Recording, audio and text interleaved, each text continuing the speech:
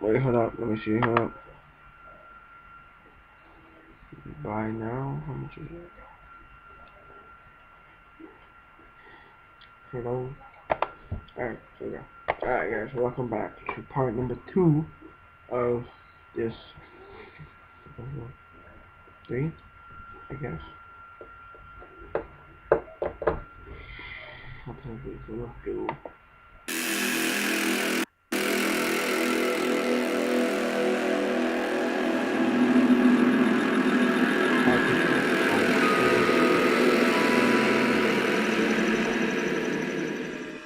On July 13th, 1966, a young woman named Corazon Atienza made the fatal mistake of opening her apartment door to would-be brutal mass murderer and rapist Richard Speck. Under the guise of needing help, a clearly inebriated Speck was allowed entry into the girl's room, where he quickly took Atienza and her roommates into the bedroom at gunpoint and continued to rape, stab, and mutilate them for 6 hours throughout the night. At one point, Corazon managed to get out of sight from Speck and hid under a bed. The most horrifying moment of that night, though, was hearing the assault and murder of one of her roommates in the bed above her. Speck left the next morning, still too drunk to realize that he had left Atienza behind. The young woman began screaming for help and was quickly rescued by her neighbors, who discovered the carnage Speck left behind. The killer was found after having left plenty of DNA evidence at the scene, and after he checked himself into a hospital due to a previous suicide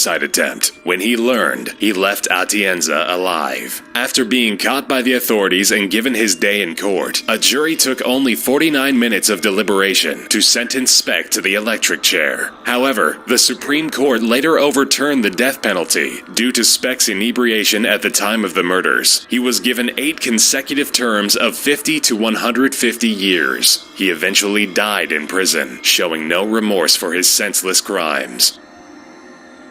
As dramatized in the 2007 David Fincher movie Zodiac, Brian Hartnell is one of the few survivors of the infamous and notorious Zodiac Killer. During his murder spree in the 60s and 70s. While lounging about a picnic area by Lake Berryessa in Northern California, Pacific Union College students Brian Hartnell and Cecilia Shepard were approached by a skittish man dressed in all black, posing with a gun, and raving about his past crimes. The assailant, who later would call himself the Zodiac Killer, proceeded to tie the 2 students up and force them on the ground. He repeatedly stabbed the 2 of them until both fell unconscious. After the crime, the Zodiac Killer himself called the police and informed them of where they could find the bodies. During the incident, Cecilia managed to see under the killer's mask and provided a description for a sketch artist just hours before she died from her injuries. Hartnell survived, but was unable to provide any description because he was not at an angle in which he could see underneath the Zodiac's mask. While the Zodiac Killer was never identified and brought to justice, Hartnell went on to become a probate attorney with a family of his own.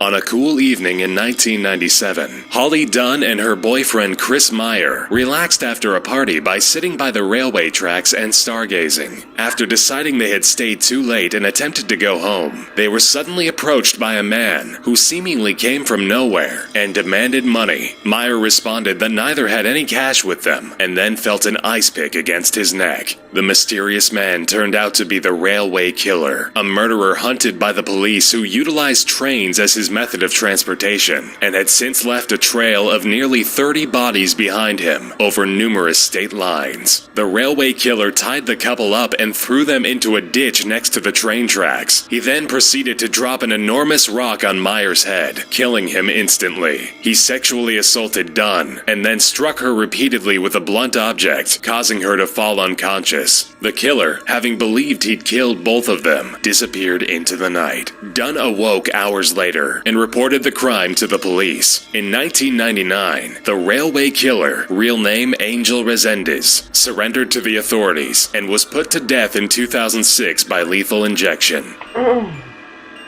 In 1992, 19-year-old Jennifer Asbenson hitchhiked a ride into work where she had the night shift. The man who picked her up, Andrew Urdiales, offered to both take her to work and wait until after her shift so she could return home. Asbenson, surprised at her luck, agreed, and Urdiales took her to her job without incident. However, after Asbenson's shift, she returned to Urdiales' vehicle where she was quickly threatened with a knife to the throat. The man drove her out into the desert, dragged her to an even more isolated location, cut off her clothing, shoved her underwear into her mouth, and sexually assaulted her before strangling her unconscious. Thinking her dead, Urdiales proceeded to stuff the woman into his trunk and planned to return home. However, Asbenson awoke while in the trunk and found the trunk's release mechanism. She managed to pop it open and leapt out of the speeding vehicle, rolling into the pavement behind her. Several cars passed her by before she finally managed to stop a marine truck by standing in front of it. She was taken to the hospital and reported Urdiales to the authorities, who managed to evade arrest until 1997. In 1984, a woman named Rose Stewart awoke to a terrifying sight. A man named Dean Carter held a knife to her throat and told her his evil intentions. Carter proceeded to repeatedly rape and assault Stewart for 5 hours, causing her to lose consciousness twice. When she awoke the second time, Stewart attempted to escape by acting as though she liked and enjoyed her assailant. With an iron will, Stewart even feigned a kiss for the man, causing him to believe she would not tell of what he had done to her. Carter left the woman without killing her, and Stewart immediately ran to her neighbors, where they contacted the police. Over the next 18 days, and before the authorities could find Carter, he would go on to rape and strangle 5 women up and down California. When he was finally captured and sentenced to death, Stewart shockingly motioned that he be excused from the death penalty and be sentenced to life without parole. This put a rift between Stewart and the families of the other victims, and Stewart has been highly criticized for opposing the jury's decision. As of the time of this recording, Carter still faces the death penalty, as his sentence has not been overturned.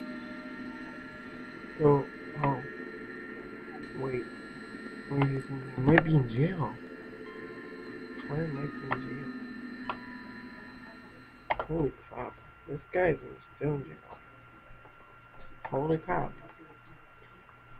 Alright guys, see you guys in part 3, where I'm doing jog and all. Wait a second, yo, that would be cool for me.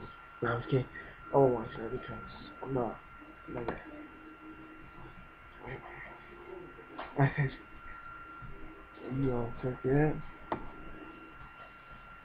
See, everybody's doing